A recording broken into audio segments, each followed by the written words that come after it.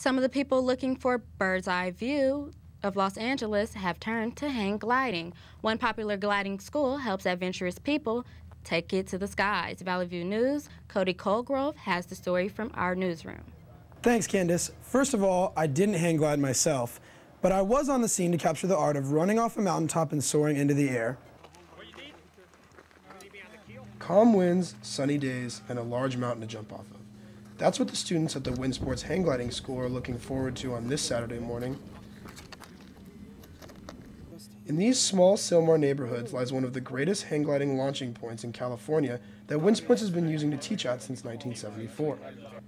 Many of the students here have been gliding for over 10 years and still come back to improve their skills further. Wind Sports gliding instructor Andy Beam has been in the air since the early 80s and has his own very personal connection to the sport. It was like, wow, it feels like I got a wing on my back. And what surprised me is how familiar it was. And what I realized is that when I'm flying my hang glider, it's just like when I'm dreaming at night and flying in my dreams. This day begins with Andy and his students going over weather reports and flight plans in order to guarantee a safe ride. It is on the mountaintop that the gliders get out and set up their gear in preparation for takeoff. Each rider lines up, and one by one, they take a small jump off the mountain into the open air. Wind Sports provides their customers with the unique experience of soaring across the LA valleys, while allowing them to witness what they could only see with a bird's eye view. Wind Sports student Lloyd Albright remembers his first glimpse of hang gliding and how that drove him to get into the sport. I basically drive near the beach side on my way to work, and one day I saw somebody hovering over one of the bluffs in the hang glider, just hovering like a bird. I was really taken by that experience. With every ride, students become more aware of their capabilities and can further their skills within the sport. Wind Sports Hang Gliding School creates a very tightly knit community for people to come together and share a common love for soaring through the air amongst the birds. For more information on the school and making an appointment, go to windsports.com. Back to you in the studio. Here's the scoop. And now here's Nick Copper with the top at the box office this weekend and all the entertainment buzz. Liam Neeson came out on top after a sluggish movie weekend. His thriller, The Unknown, finished the weekend with nearly $21 million. This is about $40 million less than the star-studded Valentine's Day made this time last year. The Unknown was followed by I Am Number 4, which brought in $19 million. The animated film Romeo and Juliet closely followed after already spending a week on the big screen. And the third installment of Martin Lawrence's Big Mama series was a disappointment. It only brought in $16 million.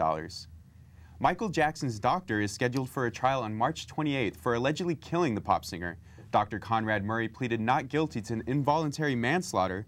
Murray allegedly gave Jackson a lethal dose of sedatives before the pop singer died. Prosecutors say Murray was guilty of gross negligence.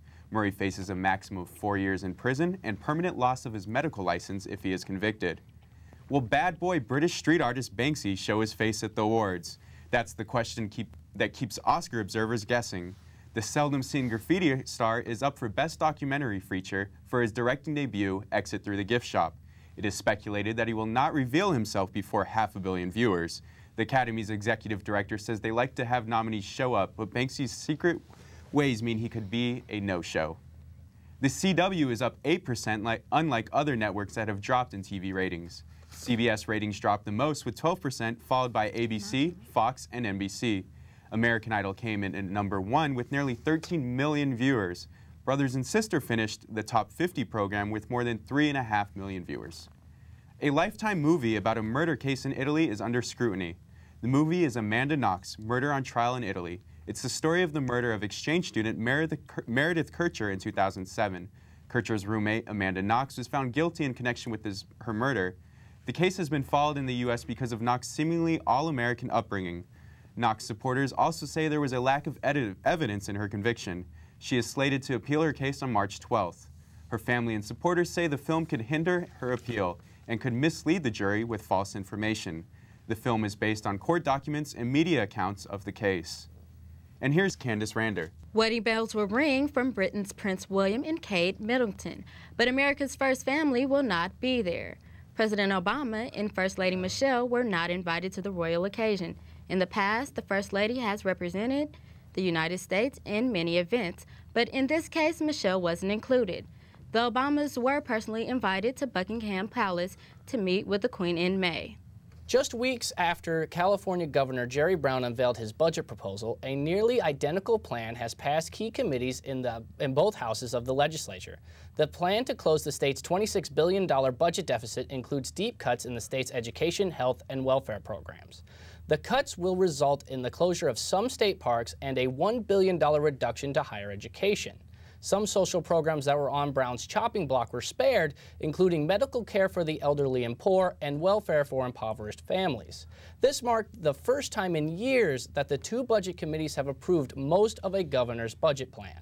India may be on the verge of eliminating polio throughout the country. The sudden optimism was sparked by a remarkably effective campaign by the government and aid groups to finally drive polio out of India. The effort was huge. In just 5 days last month, 2.5 million workers visited 68 million homes to inoculate nearly 200 million children. Health workers are armed with a new, more effective vaccine. Officials also say airtight monitoring means no child is missed, not even in the most remote villages. A remarkable achievement. Thank you for watching Valley View News. I'm Candace Rander. And I'm Joe Galley. Have a fantastic day.